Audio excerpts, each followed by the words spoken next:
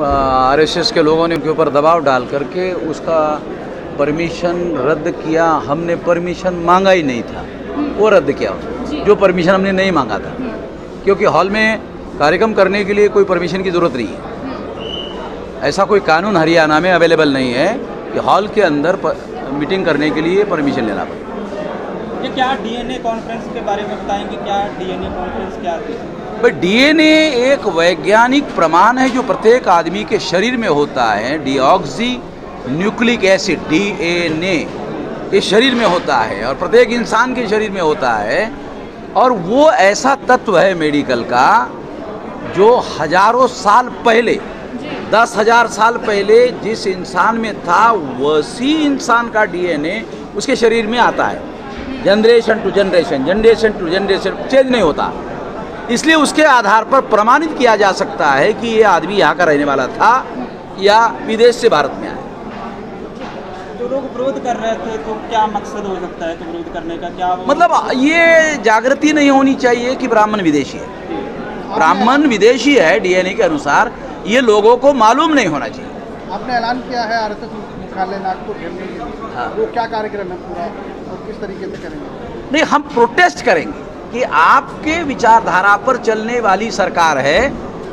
ये सरकार संविधान के अनुसार चलनी चाहिए। संविधान के अनुसार हमको बोलने का, प्रचार करने का अधिकार है। तो उसको रोकने का काम किया तो हम ऐसा मानते हैं आपने ही करवाया ये।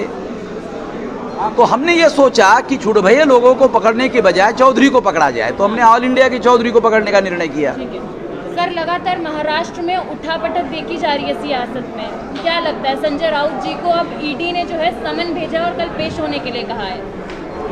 ये राजनीतिक मामला महाराष्ट्र का है। इसके बारे में बीजेपी के लोग ये सोच रहे हैं कि 2024 में हम चुनाव, महाराष्ट्र अगर हमारे साथ सरकार नहीं रहेगी तो हम चुनाव नहीं जीत पाएंगे। तो इसलिए उन्होंने सारा प्लान बना करके ये किया। अच्छा, जीतने के लिए किया है? हाँ, मतलब चुनाव जीतने के लिए, क्योंकि 2019 में बीजेपी की सरकार थी ना महाराष्ट्र में। अब 2024 में नहीं रहेगी तो सेंट्रल लीडरशिप जो बीजेपी की है उनको ऐसा लगता है कि शायद हम चुनाव में बहुमत नहीं हासिल होगा। और उनको ये भी लगता है कि पता नहीं चुनाव आते आते नीतीश जी रहेंगे कि नहीं रहेंगे। आप कह रहे हैं, ये तो आपको ज़्यादा समझ में आता हमसे। आप कह रहे हैं कि नहीं रहेंगे और केंद्रीय मंत्री दानवे कह रहे हैं कि जो शिवसेना की सरकार है बस 2-3 दिन की मेहमान है महाराष्ट्र में। हो सकता है, हमें अंदरूनी बहुत सारी जानकारी नहीं है, मगर उधर भी एक बहुत बड़ा माहिर खिलाड़ी शरद पवार है और वो ज़्यादा बोल नहीं रहे, अपने पत्ते खोल नहीं रहे हैं। और महाराष्ट्र में विधानसभा में बहुमत हो सकता है कि इस तरह से घोड़ा बाजार में घोड़ों को खरीद करके ऐसा किया जाए। कोई एमएलए जो गया हुआ है, भागा हुआ है, उधर आने की हिम्मत ही नहीं कर रहा है। वो विधानसभा तक कैसे पहुंचेंगे? हाँ, संजय राउत ने कहा भी है कि जाकर बैठे हो गुवाहाटी में, लेकिन आना तो पड़ेगा चौपाटी में। हाँ, तो विधानसभा है ना चौपाटी के पास। हाँ। तो